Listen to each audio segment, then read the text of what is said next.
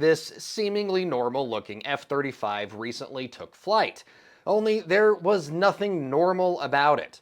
The F-35 in question is the result of an effort to combine two damaged F-35s into a single stealth fighter.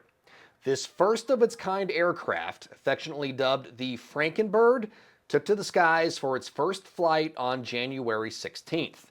The co-joined aircraft comes from one F-35 that was damaged in a nose gear collapse at Hill in 2020, while the other was involved in an engine fire at Eglin Air Force Base in Florida back in 2014.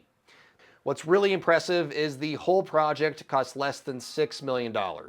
Quite a deal compared to the usual $82 million for a brand new F-35A.